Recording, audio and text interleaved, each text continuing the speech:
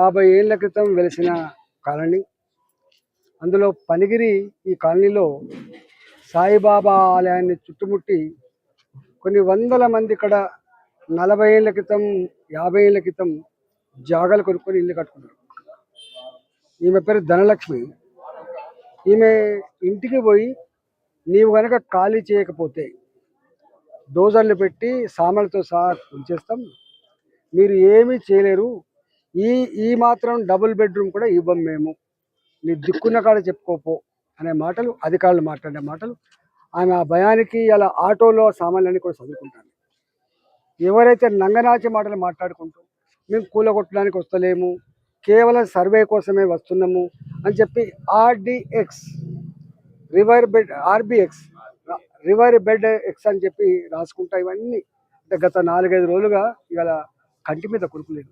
ఈమె పేరు సత్య. ఈ ఇల్లు శ్రీ రమా సత్య నిలయం 3 ఫ్లోర్ల ఇల్లు.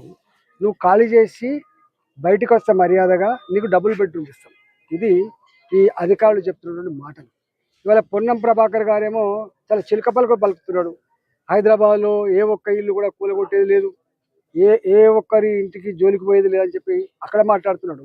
కానీ ఇక్కడ నీ అధికారులు చేస్తున్నటువంటి నీచమైన నికృష్టమైన పని గురించి నీకు తెలుసా పొన్నం ప్రభాకర్ గారు అని చెప్పి అడుగుతున్నాడు. ఒకవేళ నువ్వు ఇల్లు కూలగొట్టకపోతే ఎందుకు డీసీఎంలు వస్తున్నాయి ఇక్కడికి? ఎందుకు 400 మంది 500 మంది పోలీసులు తెచ్చుకునేటువంటి కర్మ నీకు ఏం పట్టింది? ఎవడివి నువ్వు అసలు? మేము 40 ఏళ్ళుగా ప్రశాంత, నువ్వేం మాకు జాగిచ్చినోడి కాదు, మాకు ఇల్లు కట్టించినోడి కాదు, మాకు రూపాయి కూడా సాయం లేకుండా మా రెక్కల కష్టం మీద బతుకుతున్నాం. ఈమె ఉంది సత్య. ఆమె క్యాటరింగ్ చేసుకొని 10 మందికి అన్నం పెట్టి ఇల్లు కట్టుకుంది. ఈమె చిన్న చిన్న పని చేసుకొని, ఈమె చిన్న పిల్లలు, ఆమెకు టైలరింగ్ చేసుకొని ఆ కుటుంబాన్ని సాధింటుంది. ఇలా వందల ఇల్లు. వీళ్ళు చెప్పేది చేసేది పొంతం లేదు.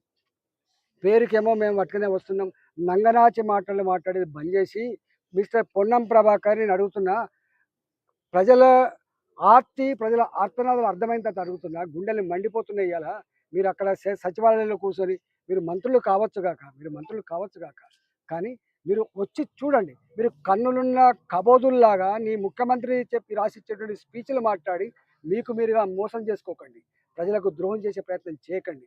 మీరు అనుకుంటున్నారు మీరు ఇక్కడ హైదరాబాద్లో ఉన్నది నీ హుస్నాబాద్ తెలుస్తుందా, లేకపోతే హైదరాబాద్లో ఉన్నది కరీంనగర్ తెలుస్తుందా, హైదరాబాద్లో ఉంది మహబూబ్నగర్ తెలుస్తుందా అనుకుంటారు. ఇవన్నీ కూడా ఈ పేదలు కార్చే కన్నీళ్ళు, పెట్టే ఆర్తనాదాలు ప్రతి తెలంగాణ పల్లెకు, ప్రతి తెలంగాణ ఇంటికి చేరుతుంది. ఇవాళ ఇప్పటికే అనుకుంటున్నారు మాకేదో పెన్షన్ ఇస్తారనుకున్నాం, మాకు పెన్షన్ పెంచాలనుకున్నాం, మాకు డబుల్ బెడ్రూమ్ ఇస్తారనుకున్నాం, రైతు బంధు వస్తుందనుకున్నాం, మేము ఏదేదో ఊహించుకున్నాము. ఈ దుర్మార్గుడు ఈ మాటలు నమ్మి మేము ఓట్లేసి గెలిపించిన కర్మానికి కుర్చీ మీద కూర్చున్న తెల్లారి ఆయన మాట్లాడే భాష కావచ్చు, ఆయన వివరిస్తున్న తీరు కావచ్చు, ఇక జుగుప్సాకరంగా ఉందని చెప్పి బాధపడుతున్నాం.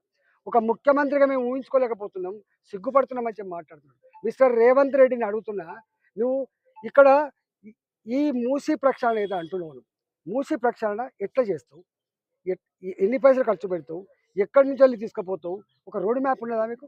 నేను ఇక్కడ ఎంపీని, ఇక్కడ మా నరసింహగుప్తా గారు కార్పొరేటర్ ఉన్నారు, మా పవన్ గారు ఇక్కడ కార్పొరేటర్ ఉన్నారు.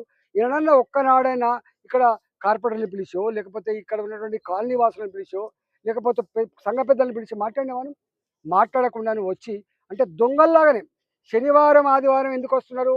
శనివారం ఆదివారం అయితే కోర్టులు ఉన్నాయి కాబట్టి, ఇలా కోర్టుల నుంచి మనం ఏమైనా తెచ్చుకుంటామని చెప్పి కోర్టుల మీద నమ్మకం లేకపోయా మీకు, న్యాయం మీద నమ్మకం లేకపోయా దొంగలా మీరేమన్నా? ఇవాళ శత్రుదేశ పోవడన్నా ఏమైనా ఆలోచిస్తున్నారు మనుషులు కదా అని చెప్పి.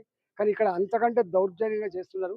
నేను ఒకటే డిమాండ్ చేస్తున్నా, ఇవాళ దానకిషోర్ గారు ఏదో గొప్ప ఆఫీసర్ అని చెప్పి నేను భ్రమపడ్డా. కానీ నిన్న అర్ధగంట సేపు మాట్లాడినాను.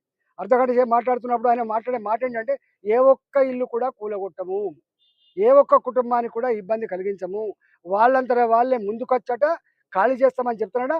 డబుల్ బెడ్రూమ్ పిచ్చిలేసి అంటారా? నీకు పిచ్చి పట్టు ఉంటుంది, మీకు పిచ్చి పట్టు ఉంటుంది.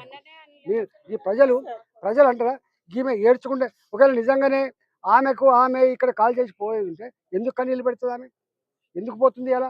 అందుకనే ఇవాళ నేను ఒకటే హెచ్చరిస్తా ఉన్నాం, నీవు మూసీ ప్రక్షాళన పేరిట మరొకసారి స్కెచ్ చేసుకొని 1,00,000 కోట్లు 1,50,000 కోట్లు అప్పు తెచ్చుకొని దాంట్లోకెళ్ళి 20,000 కోట్లు 30,000 కోట్లు దండుకునే ప్రయత్నంలో వేలాది మంది బతుకులు కనుక బుగ్గిపాలు చేస్తే be careful mister Revanth Reddy, be careful. ఏం మాట్లాడుతున్నావు, ఏం చేస్తున్నావు నువ్వు? నీకు ఎవడు నీకు అధికారం ఇచ్చింది? బాజాప్తా కొనుక్కున్న భూముల్లో కట్టుకున్న ఇళ్ళ మీద, మా శ్రేణి మీద కట్టుకున్న ఇళ్ళ మీద నువ్వు ఎవడు అసలు? నువ్వు రా, నిజంగానే నీకు అవసరం అయితే మారిరా. ఇగో నీకు 5 కోట్ల విలువ ఇది మొన్ననే కట్టుకోడు కూలగొట్టి కట్టుకునే ఇల్లు. ఇవాళ నువ్వు ఈయనకి ఏమిస్తావు? 2 కోట్లు లోన్ పెట్టి తెచ్చుకొని కట్టుకునే ఇల్లుకు నువ్వేమిస్తావు? 5 లక్షల రూపాయల డబుల్ బెడ్రూమ్ ఇస్తావా నువ్వు? ఏం మాట్లాడుతున్నాను? మనుషులేనా మీరు? పశువుల అధ్వానం ఉన్నారు మీరు? మీకు అనుభవం ఉందా? ప్రజల గురించి, ప్రజల అంతరాత్మ గురించి మీకు తెలుసా? ఇదేనా మీరు చేసే పని? ఇవాళ నేను ఒకటే హెచ్చరిస్తా ఉన్నా, మీరు కనుక ఈ పిచ్చి వేషాలు బంద్ చేసి నీ పోలీసులను విత్డ్రా చేసుకోకపోతే, నీ అధికారులను ఇక్కడి నుంచి తీసుకోకపోతే, మాలాంటి వాళ్ళతో మీరు మీటింగ్ పెట్టి చర్చించకపోతే నీ